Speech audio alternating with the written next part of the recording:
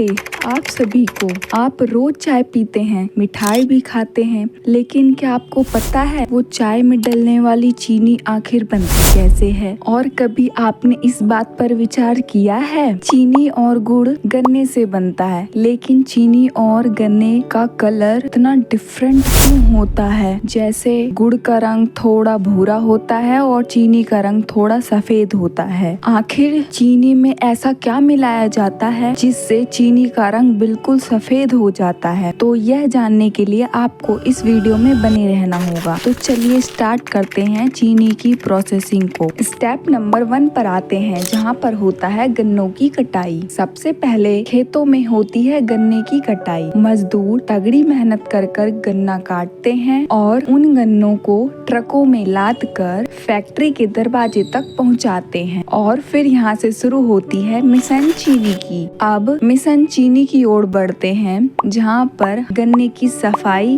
और रस निकालना। अब गन्नों को फैक्ट्री के अंदर भेज दिया जाता है। तो दूसरी मशीन होती है, वह इन गन्नों को क्रश करती है, अर्थात उन्हें पीसती है। पीसने के बाद गन्ने से निकलता है खट्टा मीठा रस। यह चीनी का पहला रूप है। अब उन खट्टे मीठे रस को एकत्रित कर लिया जाता है और उस इकट्ठे किए हुए रस को दूसरी मशीन के पास भेज दिया जाता है, जहां वो दूसरी मशीन उन रस को साफ करती है, जिसमें होती है मिट्टियाँ, रेसा और वे सब चीजें जो एक गन्ने के रस में पाया जाता है। उन सब अशुद्धियों को दूसरी मशीन के द्वारा साफ किया जाता है। गन्ने के रस को साफ करने के लिए गन्ने के रस में मिलाया जाता है चूना और सल्फर, ताकि रह जाए सिर्फ प्योर मिठास। चूना और सल्फर डालने से गन्ने के रस में जितनी भी अशुद्धियाँ होती हैं वो सारी ऊपर आ जाती हैं। गन्ने के रस में पाई गई अशुद्धियों को छलनी के द्वारा निकाल लिया जाता है।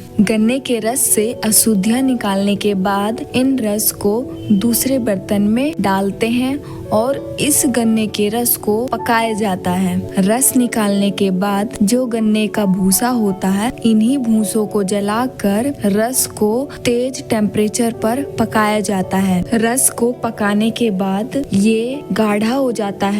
फिर इन रस को ठंडा किया जाता है। ठंडा करने के बाद इन गाढ़ा रस को इन इवेपोरेटर में गन्नों के रस को भेज दिया जाता है। गन्ने के रस में जितनी भी पानी होती है वो सारी इवेपोरेटर की मदद से उड़ जाता है और बचता है गाढ़ा सिरप। अब बढ़ते हैं क्रिस्टल बनाना की ओर। अब इन गाढ़े रसों को दूसरी मशीन पे भेज दिया जाता है, जहाँ पर इन रसों का छोटा छोटा चीनी के टुकड़ों का आकार का बनना स्टार्ट हो जाता है। धीरे धीरे पकाने के बाद ये बढ़ते हैं और बनते हैं मीठे सफेद क्रिस्टल। अब इन क्रिस्टल को टेस्ट किया जाता है, यह पता करने के लिए कि चीनी का आकार सही बन रहा है या नहीं। अब बारी है तेज स्पिनिंग की। चीनी को घुमाया जाता है सेंट्रीफ्यूज में चीनी को घुमाया जाता है, ताकि इसमें चीनी गीली गीली ना लगे और